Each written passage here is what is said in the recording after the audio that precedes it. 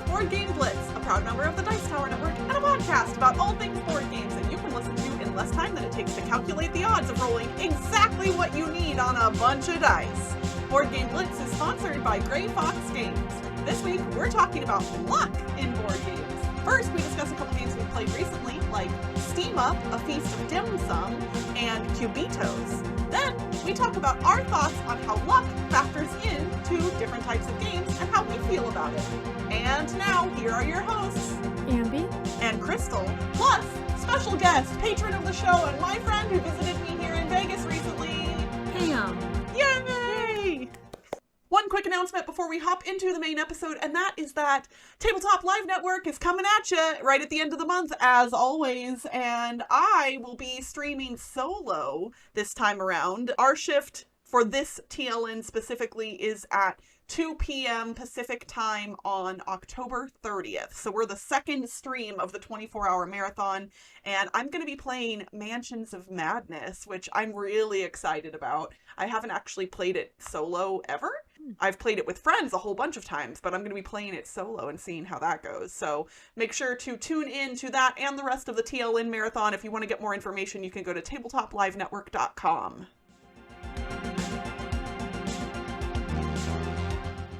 Currently on Kickstarter, there's a game called Steam Up, A Feast of Dim Sum, designed by Pauline Kong, Heyman Lee, and Marie Wong, and published by Hot Banana Games. And I actually got to play it a couple months ago because there was a pre-production copy being sent around by the publisher, and so I got to play it. So Steam Up, A Feast of Dim Sum is a game about dim sum, which is brunch food in Chinese, Cantonese culture, like little tea cakes and stuff. You usually go to a restaurant and get carts of different steamed items. Not everything is steamed, but a lot of it is steamed, and they come in these little circular steamers, and they put it on your table, you rotate around and get a lot of food, and it's very yummy. But this game is about that. It's kind of like a collection, I guess a set collection game. You're trying to get the most points by collecting different dim sum dishes. And the game has like really nice production quality. If you've seen pictures of it online, which you probably have because I've seen pictures like everywhere, they looks like little dim sum dishes. It really does. I've seen pictures too, and it's impressive. I'm like, oh my gosh, that looks so cute and like accurate as much as it can be for a board game. Yeah. But I think like it's the deluxe edition that it's more simulating, whereas the regular edition will have like cardboard pieces for the dim sum pieces. But yeah, so in the game Steam Up, each player, you get a different animal of the Chinese zodiac that gets different points for the dishes. So for example, I was the dragon. I get 1 point for my first dish of each type and then 2 for the next ones. And like other people get like 2 points for certain dishes and like only 1 for others or something. So they want to get, depending on what animal you are, you might be trying for different food types. And they also have different powers that give you bonuses. And then in order to get the dim sum, you collect tokens of the different types. So there's, I think, 4 or 5 different types of dim sum. So on your turn, you get 2 different actions. You can either get a token, buy a steamer, or draw a card or play a card. So you collect tokens, you spend the ones that match the ones in the steamer in order to buy the steamer. And unlike an actual dim sum where each steamer has like all of the same dish because you're ordering that dish, in this game, they're all different. It's like randomly placed. So that's like not super thematic, but it would be kind of a boring game if every steamer just had the same item. Yeah, you got to mix it up a little bit, right? Yeah. So I thought it was interesting trying to plan to get the tokens to get certain steamers, and you can like rotate it so you can only get the steamers that are in front of you. And at the end of the game, the tokens are worth negative points. So you want to spend the tokens on the steamers efficiently. You don't want to have like a bunch of tokens that you didn't spend. So that was interesting planning to get the right steamers. But it felt a little take that when I played because someone else could block you from the steamer, and there's a lot of cards that can do different things. So there's a deck of cards that are, I think they're called fate cards, and you can draw those cards and then play them, but they all do different things, and some of them are more mean. But in the game, actually, the ones that are mean have a symbol on it, so you can take those out for a nicer game. That's neat that they do that, because I know a lot of people, including me, don't really like take that in games. So you can do that for a less take that game. But I played with all of the cards in the game. I liked the planning to get the steamers, but overall Steam Up wasn't my type of game because there was a lot of card draw, and that was like a big part of the game. And I tend not to like when games are based a lot on like the luck of the cards, which we might go into later. Tie into the theme of the episode. Yes. But I did like the theme. Although the gameplay, because like the dim sum themselves, the steamers themselves all had different types of dim sum in them, that part didn't feel super thematic in the gameplay. But the rule book had cool theme facts in it. Like when I was learning the rules, it's talking about the history of dim sum and different things about dim sum. So I thought that was really neat. And then like just the look of it feels really thematic too. Although the gameplay itself wasn't as thematic to me, but like everything else about it, I liked the theme. Well, and it feels like this definitely could be one of those games that like if somebody's never eaten dim sum before, they could play this and be like, oh wait, now I want to go try dim sum. Yeah. So for someone who's it's definitely going to teach people about dim sum if they haven't played it before, and the rulebook really helps with that too. So yeah, I really appreciated that. Yeah, so Steam Up is currently on Kickstarter. So if you like games that are like lighter weight, collecting different dishes or tokens, I guess, and don't mind like card draw in that type of game, then and you're interested in a dim sum theme, which is food. I mean, who isn't, food right? Is that's everybody. I mean, yes. I'm pretty sure. Yeah. So we all like food. Yeah. So Steam Up: A Feast of Dim Sum is currently on Kickstarter. Awesome. Well, Pam and I, on our fun little game day, while we were hanging out together when she was here in Vegas, we got to play a few different games, including one that I recently got a review copy of from AEG, and that is Cubitos. So I had spotted this one beginning of 2020, before it was published. The designer John D. Clare was at Dice Tower West and had a prototype of this game, and I really wanted to try it. I had seen it, I wanted to play it, didn't get a chance to, so I've finally gotten to play Cubitos, which is a dice rolling race game with a push your luck element where everybody is little cube-shaped creatures who are racing around a track and trying to be the first one to the finish line. And throughout the course of the game, you are buying new dice with special powers that will go off theoretically when you roll them, depending on what side they land on, and trying to move your little square-shaped cube guy around the map in the most optimal way, because there are special spaces on the map that will give you benefits, but they might not be on the fastest paths. So there's a little bit of balancing. It's not just pure zoom to the finish as fast as you can, but you can play it that way. So Pam, what did you think about Cubitos when we got a chance to play it? It was actually my second play. I had played it at the Dice Tower retreat. Oh, nice. And I would say I did equally well both times by coming in dead last. But that doesn't mean it wasn't fun. It was super fun. I tend to get distracted by the side quests. Yeah, right? So there is a lot going on. There is. I'm like trying to up my fame tracker. Mm-hmm. So you have to land on these little flags to get that, and then you land on something else to get money, and you land on something else to get dice or get rid of dice. And so I'm just like trying to up my character. Meanwhile, the other people in the game are like across the finish line. I'm like, wait, I'm just getting started. But it is so cute, and it is very fun. Like if you want a racing game that is charming, this is the one. Absolutely. It's definitely got that silly vibe to it. And I like the fact that you can kind of either play it straight or not, depending on how, the group is in the mood. And what's really neat is there are a whole bunch of different colors of dice, and the special powers that I mentioned earlier are variable for each type of dice. So I think there's 5 or 6 different cards that go with each color of dice, and depending on which card you pick for that color during the course of the game, you pick right at the beginning of the game, and then that gets used for the whole game.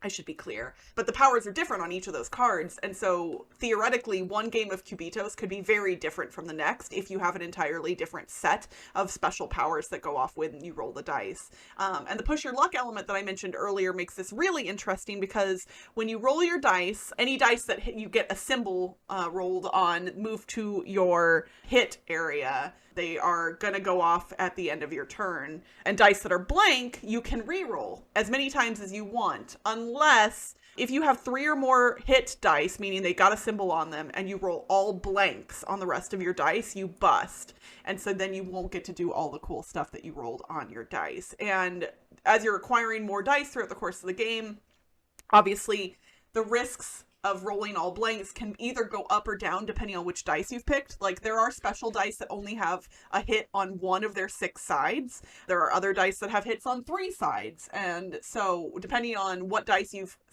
chosen to acquire and which ones you choose to roll, because you also only get to roll a limited amount of dice each turn, the amount of risk that you're taking when you choose to reroll is different, not just for every player, but for every turn of the game, basically. And that made it really interesting and fun. And I will admit, Pam, I felt really bad because you had the worst luck.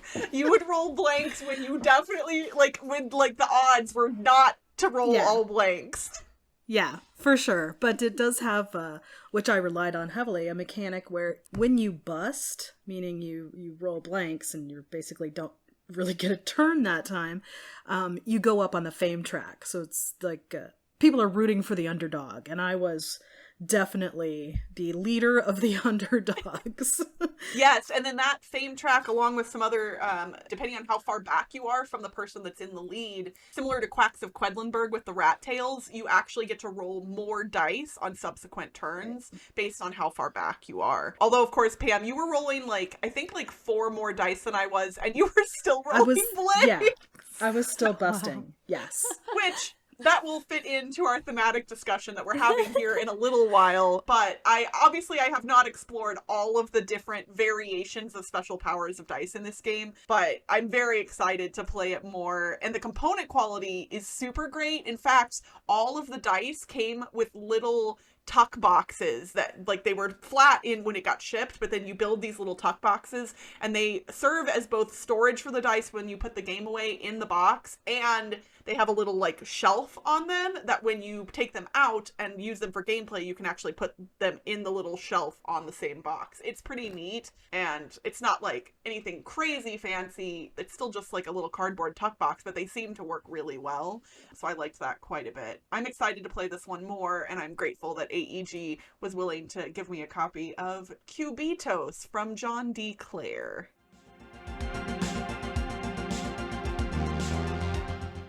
As I mentioned when we were talking about Cubitos, we're going to continue a little bit of that conversation here in our thematic discussion today, which I was surprised that we've never actually had a discussion themed specifically around luck.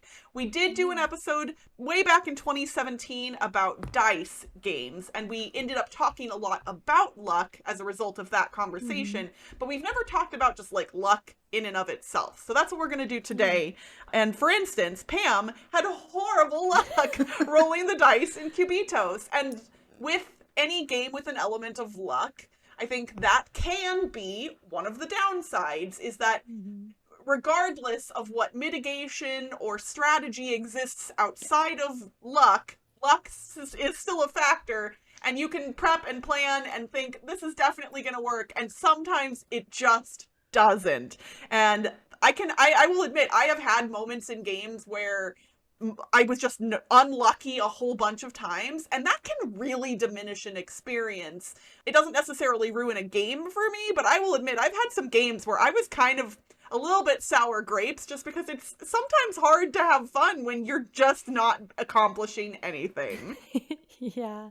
I think for me, it's definitely worse when you're the only one that's happening to. Yes, absolutely. Everybody else is rolling perfectly and moving really far, defeating all the monsters. Yeah. And then you're just there, oh, okay. Yeah, and you're turn. You're oh, I did nothing this round. Yeah, that was definitely me and Cubitos, because the other 2 players were, I realized, one roll away from going across the finish line. and I'm halfway along the track.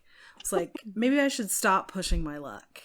So I didn't really push my luck, and I still busted. So, I mean, technically I did, but like I couldn't move anyway. So, but you know, it's, you know, it can ruin an experience, but I think that makes it important to play with people you enjoy, because if it's a high luck game, that might not go your way. So, you know, even only making it halfway down the track, the game's fun, the people are fun, it makes less of an impact. Absolutely. And I think I would say that if you ask most people, you know, which types of games tend to have more luck in them, like hobby games, like modern hobby games, or kind of old school classic games. And I think most people would agree that old school classic games, for the most part, tend to have more luck factored in. And I think that sometimes is because games with luck in them, the gameplay is often facilitated kind of by the randomness rather than by player-driven strategy, which can make those games more approachable and easier to learn. Like Yahtzee, for instance, which I'm not hating on Yahtzee. I think Yahtzee is actually pretty fun. There's just a lot of other similar games that I like more at this point. It's easy to teach Yahtzee. You roll the dice a total of 3 times and try and make these specific sets that are on this sheet of paper right here. Like, the gameplay itself is not that complex, but it can get interesting, and it's really, rolling a Yahtzee is a really fun and exciting moment if you can pull it off.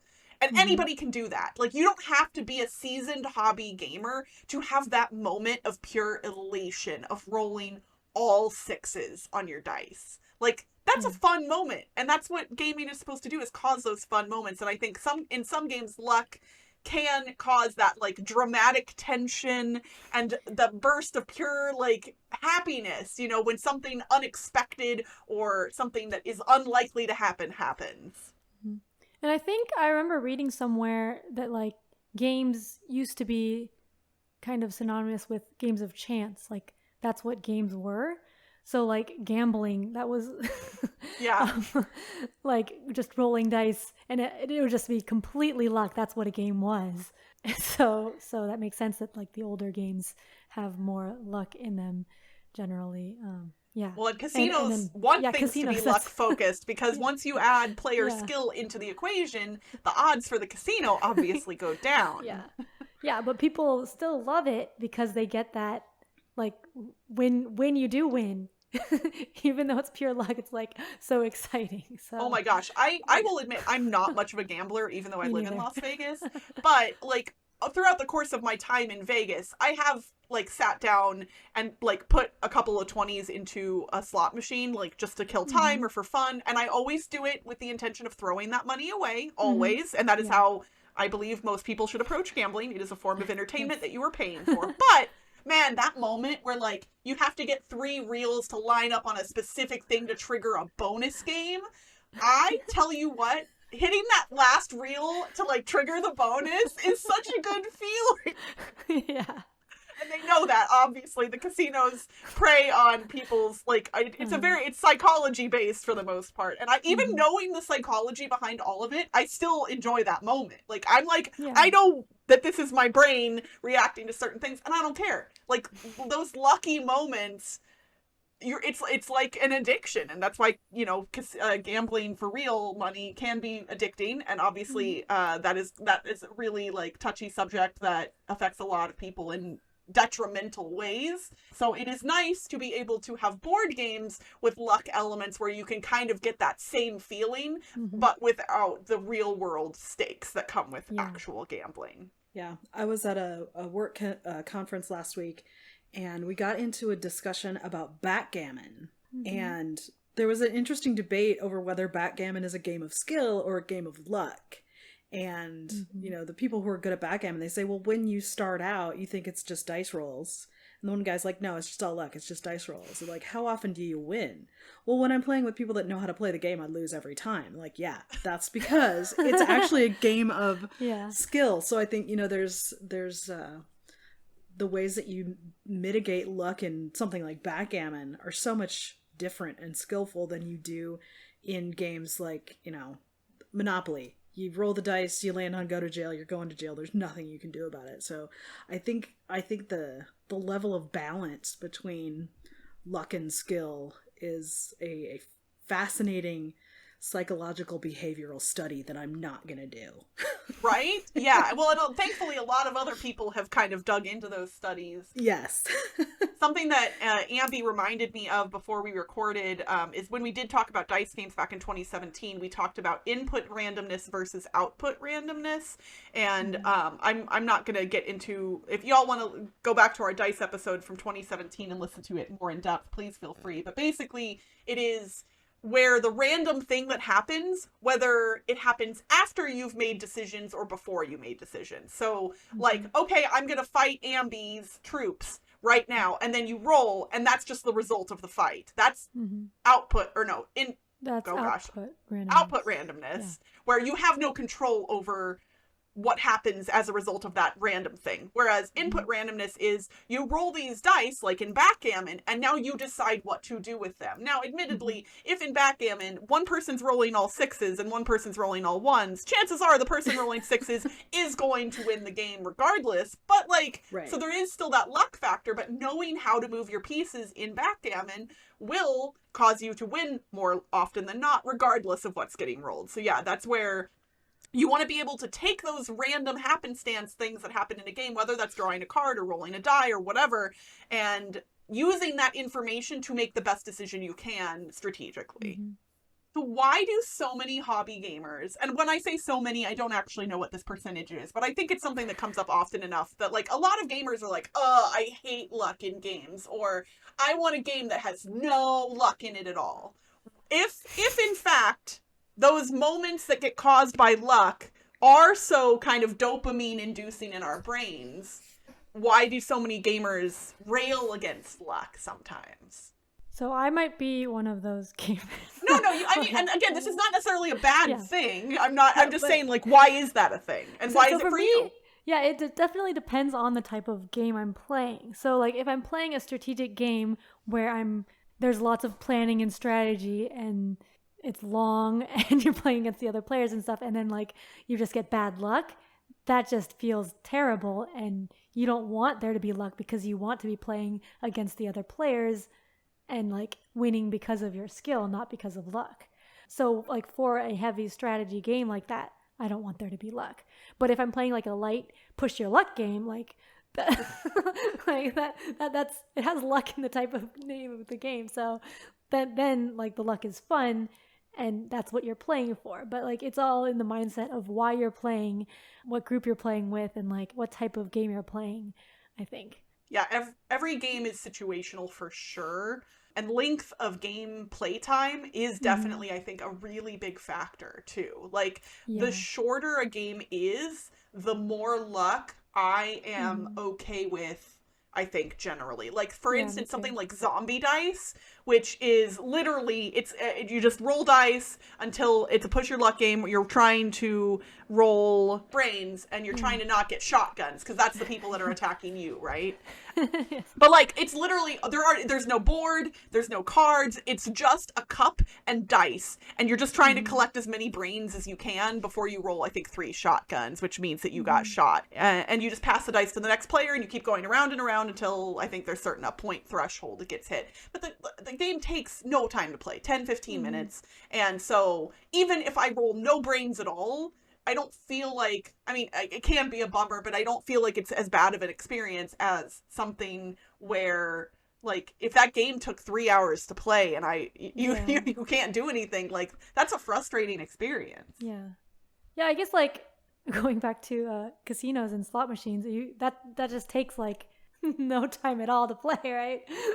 And that's just all luck. So yeah, if you were at a casino doing a slot machine that took 3 hours to play, like, that would probably be miserable. Absolutely. And both in the casino setting and in a board game setting, there's that feeling of you just want to do one more, like, just one more roll. Like, if I just need one more brain, and then I'll feel, or like, just pull that slot handle one more time, and you just want to do more, and the games that facilitate that in a good way can be really fun. Obviously, Cubitos, Push Your Luck is the easiest example of this because it has that immediate win or loss condition. But there are other Push Your Luck games that are really good too. Quacks of Quedlinburg is a great example. But I've had moments where players just drew from their bags really poorly in Quacks and are just pulling the white flowers or whatever, and then just don't get to do anything. And so I've had games of Quacks go where people, you know, like just by pure luck, really don't get to do a lot. And even with the catch-up mechanisms, sometimes it's hard to come back in a game like that, and that can be frustrating. Yeah, that's happened to me, and then it made me realize that with Press Your Luck games, I like it when people go one at a time, because in Quacks of Quedlinburg, everyone's like drawing at the same time, so you don't get to see people fail. It's like, I mean, that's like... And Ambie enjoys those moments of seeing people fail. Ambie is a board game sadist. You heard it here first. But like in other Press Your Luck games, when people take turns, you're like all invested in the person's turns, like, oh, keep going. And then when you see them bust or like they stop, you know, like that is what I really like about Press Your Luck games. Yeah, no, I have those moments too, especially when somebody gets like an epic roll, like a really good one, and you're both excited just by the random happenstance of it, but also mad because now they're way ahead of you. So it's like this mix of emotions, and maybe that's why it's so exciting. Yeah. So I think something that a lot of modern games have done better than some of the older games is, if luck is a factor, there are ways to mitigate it. For instance, in Cubitos, the things that allow catch-up mechanisms. So if you're behind, you get to roll more dice. So luck is still a factor, but the game kind of gives you a little bit of a boost if, in fact, you have experienced some bad luck. And I think, for me, that has made some of those games more approachable and helped to cause less of those moments where you just kind of feel like everything is hopeless. Yeah, definitely. At the beginning, we were mentioning how it's bad if one person has a lot of bad luck and everyone else has good luck. But I find that in cooperative games, that's not as bad for me, because when I have the terrible dice rolls, like everyone is sharing in that bad luck, kind of, even if I'm the one who's always rolling the bad dice. Like in Arkham Horror, I've done that. But yeah, so it's just like, no, that person's a hidden traitor or something in the co-op game. Yeah, I definitely have played Escape the Curse of the Temple and like rolled all of the bad symbols that lock your dice like immediately, and I'm like, help, and somebody comes and helps and unlocks me, and then they get one room away, and then all of a sudden I'm like, help again, like I locked all my dice again, and it's like, I'm sorry, like, but what can you do, right? Yeah, when we actually streamed that recently with my parents, and we all got like all black really early in one of the games, I think. Oh, no. Like, oh, okay, whoops. Or maybe in those moments, I sometimes cheat. I'm like, and everybody unlock your dice and we keep going. Because, like, yeah. Well, there's actually a rule that you can do that and add a gem. Oh, really? Yeah. Oh. We can only do that twice per game. Like, I didn't know that until I reread the rules to play it. And, but I think it might have been late in the game that we did it, and so it was too late to do it or something. I don't remember. But, like, we just all had black. I'm like, oh, no.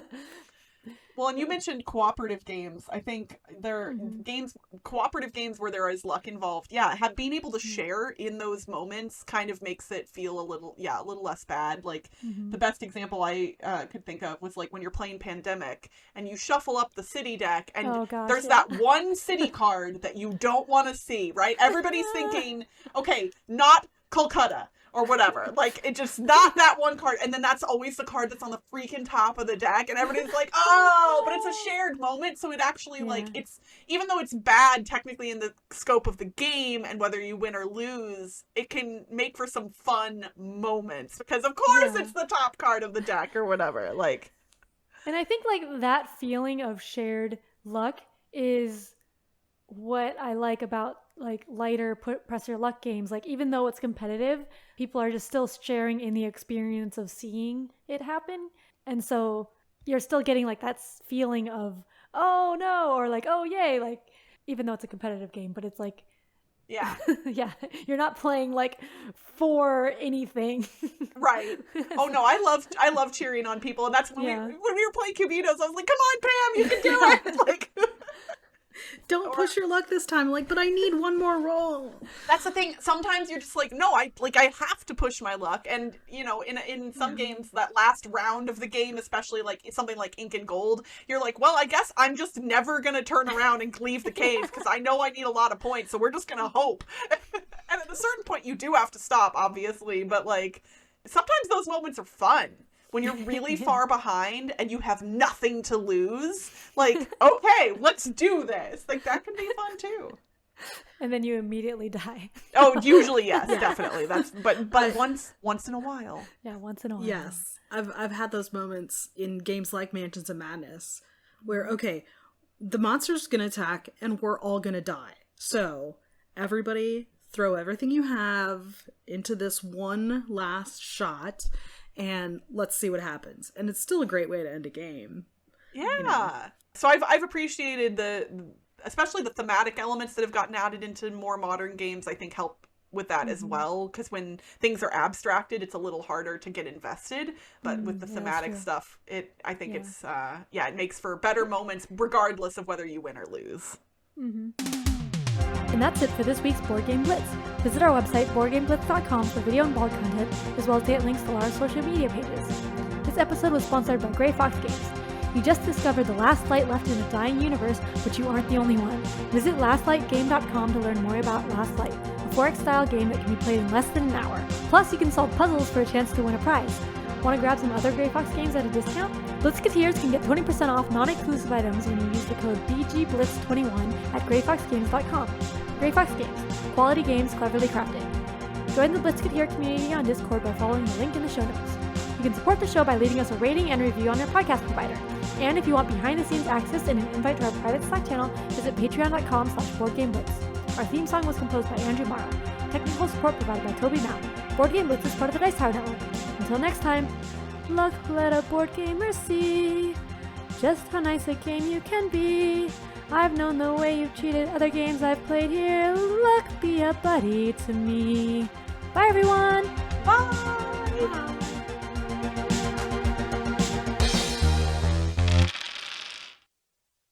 Currently on Kickstarter, there's a game called Steam Up, A Feast of Dim Sum. Currently on Kickstarter... This is why... We're following up last episode's good bloopers with some new good bloopers. Okay. Plus, you can solve How come I can't read the part that I wrote? Okay. Want to grab some other Grey Fox games at a discount? I can't read anything today. Okay. You're me from last week. Or last time.